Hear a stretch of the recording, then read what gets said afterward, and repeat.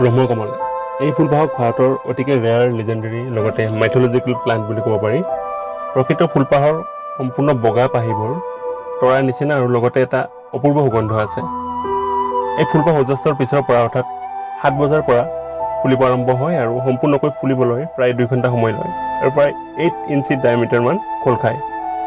আচৰিত ধৰণে অকল 1 নাইটৰ বাবে এই ফুলপাহ ফুলে। ব্ৰহ্মকমল ফুলপাহৰ নামটো সৃষ্টিকৰ্তা ব্ৰহ্মাৰ নামৰ পৰা হৈছে আৰু জুলাইৰ পৰা ছেপ্টেম্বৰৰ ভিতৰত এই ফুলপাহ ফুলে। হিন্দু মাইথলজিত ব্ৰহ্মদেৱ বহি থকা গোলপীয়া ৰঙৰ পদুম ফুলটো ব্ৰহ্মকমলৰ লগত মিল আছে। সেয়ে হয়তো বহুতে এই ফুলপাহক ব্ৰহ্মকমল বুলি ক'ব খোজে। এই ফুলপাহ মেডিচিনেল হাৰ্ব হিচাপে ব্যৱহাৰ কৰা হয়। তিতা সোৱাদযুক্ত এই ফুলপাহ টিবেটান মেডিচিন হিচাপে ব্যৱহাৰ কৰা হয়। অঞ্চল বিশেষে এই ফুলপাহক বহুতে পাৰিজাত বুলিও কয়, কিন্তু এই ফুলপাহ পাৰিজাত হ'ব নোৱাৰে কাৰণ শেৱালি ফুলকো বহুতে পাৰিজাত বুলিয়ে কয়। ফুলপাহক লৈ যিমান যি মতভেদ নহওক কিয়